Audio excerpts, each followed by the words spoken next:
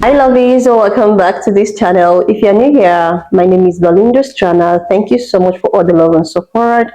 Don't forget to please subscribe to this channel, turn on notifications so that anytime I upload a video, you will be the first person to be notified. And to my returning subscribers, thank you so much for all the love and support.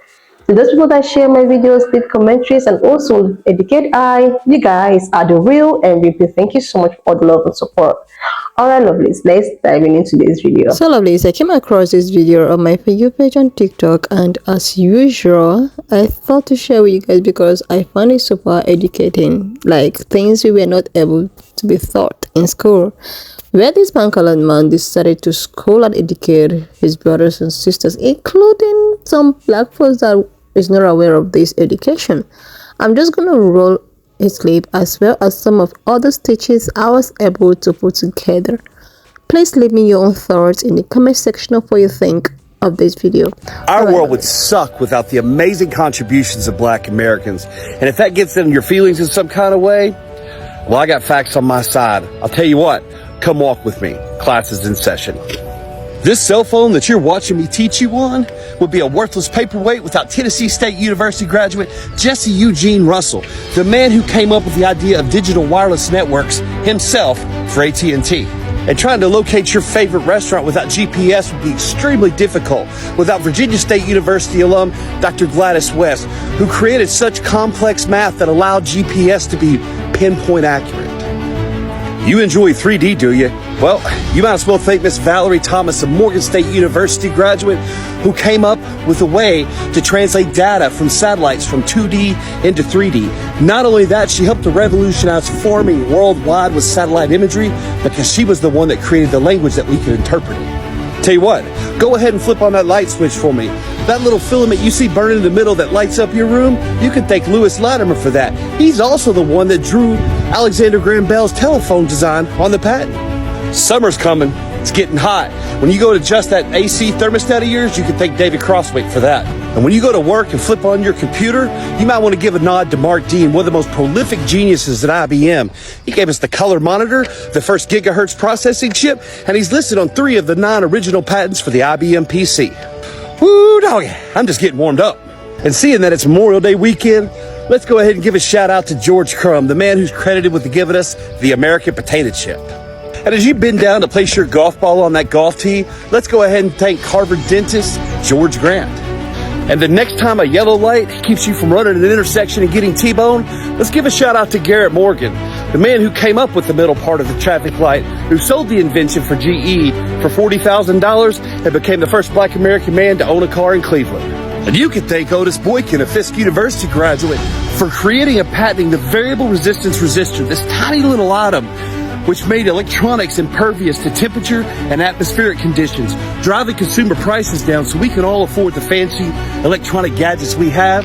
And if you know somebody that's had a pacemaker installed in their chest and has saved their life, you can thank him for that too, because he invented the control module after losing his mom to heart disease. And not only that, he's one of the chief architects for guided missile systems. And where would we be without Dr. Percy Julian, the first person ever to synthesize human hormones from soybeans and yams, building a multi-million-dollar empire along the way. And with summer coming on, we gotta give a shout out to Dr. Lonnie Johnson, the man behind the Super Soaker water gun, and he's still with us. And if you're a gamer, let's go ahead and show some love to Jerry Lawson, the creator of the Fairchild Channel F video game system that uses programmable cartridges. And what this did is both revolutionize and kick off the video game console industry. And last, but certainly not least, is Frederick McKinley Jones, the man who came up with portable mechanical refrigeration systems.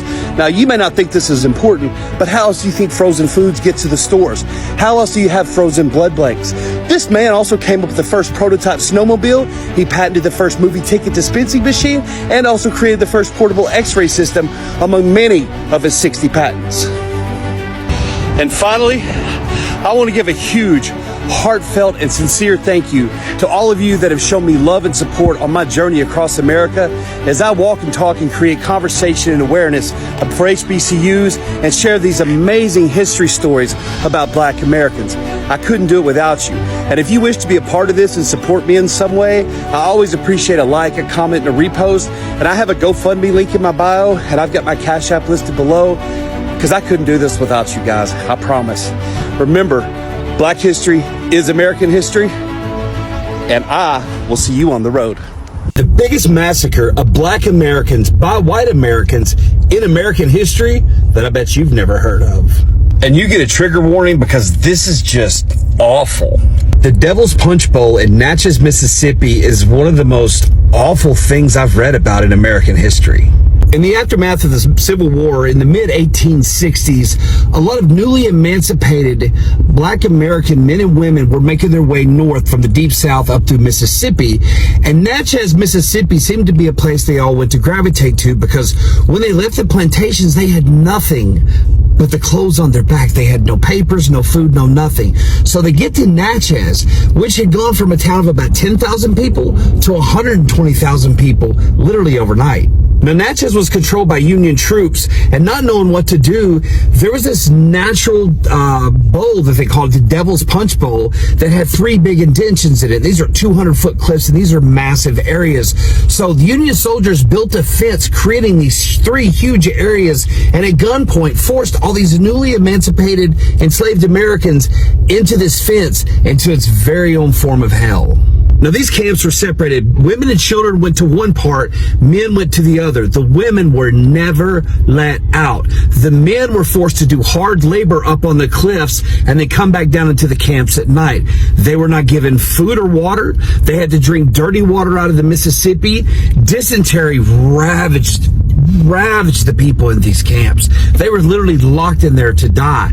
Now, it is estimated in 1 year about 20,000 men, women, and children lost their lives. And of course, there's some experts who dispute that and say it's only around 2,000. Even if we settle in the middle at 10,000, that is horrible. These men and women and children thought that they had gained their freedom. They were moving away to put their roots down and end up being put back into slave labor. It was so bad, some men and women escaped from the camps to go back to the plantation that they were enslaved on. We'll never truly know how many Americans lost their lives over that few years that camp existed, that real-life concentration camp here in America. We'll never know, but even when the Mississippi floods sometimes, it reveals its secrets because bodies from back then will wash up from the mass graves that are there. And what's, I guess, more weirdly bittersweet is on top of these cliffs, the Devil's Punch Bowl grow these gorgeous peach trees, but nobody in Natchez, Mississippi will eat from them because those trees are fertilized with the souls of the men and women who lost their lives in that camp. Have a great day. Black people kidnap their own. Many things that we were not actually opportuned to be taught in school. Like, I have learned a lot of things on this app called, TikTok, and this is exactly the reason why they actually want to ban TikTok, because a lot of people have been learning things that they were not opportune to learn during school days and all of that. People, has developed both educational wise, informative wise, and all of that. So I was thinking, like, the way people often talk about how Black people never invented nothing, how Black people are so low, their IQ is 0, pan-colored people are the master of creations, master of everything. Like, where or why is it that people like this that invented all of these are not spoken about? Why is it that it's not all over our history book in school? Why is it that it's not something that is being talked about? Like, these people, had made it very possible for us to remain in the dark, thinking that we are not good, like we are actually good for nothing. They were the one that invented a lot of things. But meanwhile, these people, we see a potential Black person with a potential gift. And though, precious gift that was given to Black people. There is this, video that actually trended sometime last year about this Jericho, this lady that sang Jericho. This is a typical example of how these people, confidently take or colonize something that does not belong to them, change it in a form and see as if they are the ones that actually produce this. This Jericho girl, trended on TikTok one time, last year, where a pan-colored woman decided to take her song. She changed it. She changed the song and turn it to a gospel song, like the lyrics, like the rhythm. She changed the lyrics, but the rhythm was everything about Jericho. After all the changing and everything, this said woman is also an art. She's an artist who happened to be a gospel artist. So she changed Jericho's song. She changed rhythm, but the lyrics is of the gospel. After everything she did, she decided to come on her page. She sang this song, the new song that she actually changed. After that, she instructed people to desist from listening to the Jericho's, said song, that she feels that song is demonic, that the song has a lot of spiritual whatever behind it, that people shouldn't listen to it, that they should start listening to her own version of the song. Like, this actually went viral, that black people were stitching her videos. People were reacting.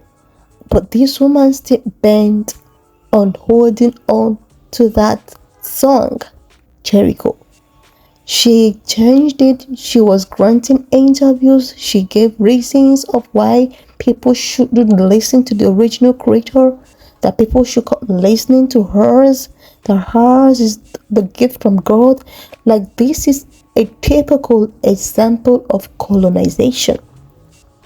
They will see a potential in you, and the same thing happens with country music. Like, they just want to be the center of everything.